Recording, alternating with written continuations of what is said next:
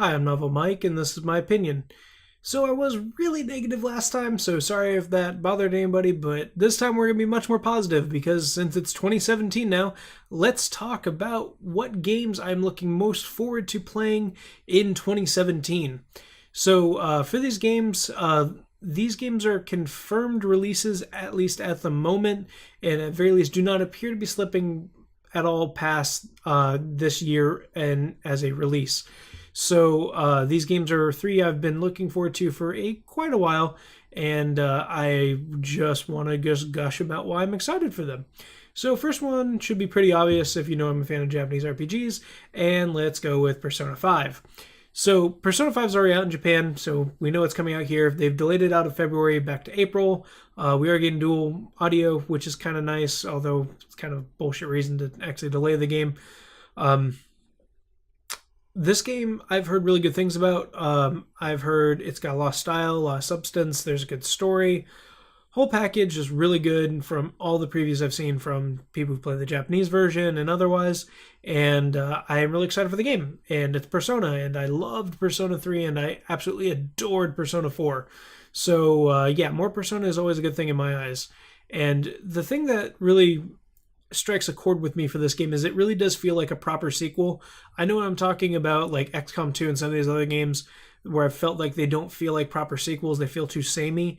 This game really does feel like a proper sequel. Like the art style is very different. The characters are completely different.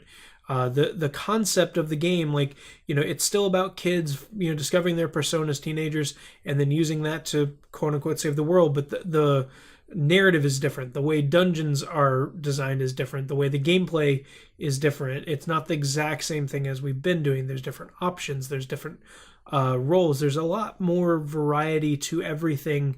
And I haven't even played the game yet, and I know all this. And for the most part, I really like all the characters that they've shown for the game. Persona 3, I was never a big fan of a couple of the characters, even before I played it. And that remained even after I played it, specifically Ken. In that game, I just did not like him at all. In Persona 4, kind of similar. I actually ended up liking some characters a lot better than I thought I would.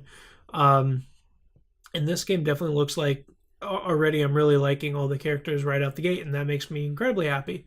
So really looking forward to that. Excited for that. And next up after that is Danganronpa V3, which is Danganronpa 3, basically. For those who have not played them, Danganronpa is this crazy murder simulator kind of game. Not murder simulator, that's the wrong thing. Murder case solving kind of game, I guess you could say. Essentially, the game is about these kids who get trapped in the first game, it's a school. In the second game, it's these islands where they are told by this really weird-looking teddy bear creature named Monokuma, Mono because he's part black and part white, that they, if they want to escape from school/island, the only way to do so is to kill one of the other people and then get away with it. So eventually, stress and everyone gets really tense about everything, and certain things get revealed about characters, and that scares them enough where they are willing to commit murder. And when that happens, you then turn it into a Phoenix Wright kind of game where you search for clues, and then you go into this trial-like environment where all the students discuss who they think it is, and you have to basically figure it out with the clues you found and what people say to, essentially solve the mystery. And it's very stylized. It's very anime, and I'm a big fan of anime. And for the most part, it works really well. And one of the things I really like about it is the darker story and the darker elements to it.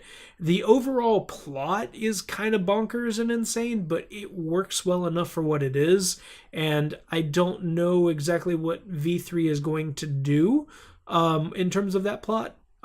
We don't know how it relates besides having Monokuma and some of the other previous type of characters in it that have been series staples. But I'm looking forward to however they tie it in, because the first game was awesome. The second game was even better. They have these puzzles that you solve when you're doing things like these logic puzzles that help you figure out clues and tie everything together. And it's just a lot of fun. And The story and the characters are really what sell it for me. The characters seem very generic at times, but there is generally at least some depth to them. And the ending of 2, I think, is probably one of my favorite moments of the last several years when I played through that game. And I was not expecting the games to be anywhere near as good as they were, considering they are essentially visual novels. Generally, story is the primary thing. Even the Phoenix Wright games, they don't have much in terms of like actual gameplay. Where the way the trials play out in these games is really fun and interesting and very something you're very involved in. It's not something that you would miss a line that someone says and then you just lose track of everything because you're just kind of skip throughing it. You have to be alert at what people are saying and figure out things, and it can be fairly challenging, and it's a lot of fun. And although some of the ways things happen are really crazy and insane, it works really well for the narrative and the art style and everything. That I think the art style is one thing that really helps sell these games so well, is because it is anime based, but it's a much darker palette for the most part than you would normally see, and it works incredibly well. And I'm very excited to see more, and I'm so happy that we're getting more Danganronpa. And I do need to check out the anime they released last couple months at some point too, because that ties into the previous games. And supposedly this game only loosely ties into the previous one. Supposedly it's just certain characters that are returning, but it will be a completely new story, which is interesting because I do think that they kind of wrote themselves into a wall with how they did the first 2 games and this huge, crazy plot they had behind everything. But really interesting and a great villain.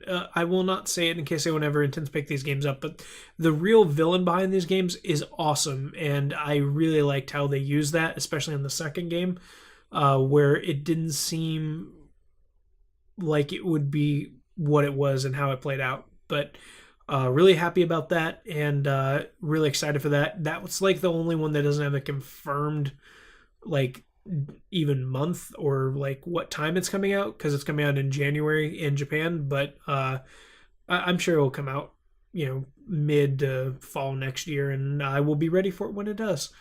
And happy that they are releasing also the first 2 games on the PS4, because I think more people need to play these games because they are fantastic. And I'm glad they released them on Steam, and I'm glad they're releasing them on PS4. The last one I want to talk about is a game that is near and dear to my heart, Yooka-Laylee.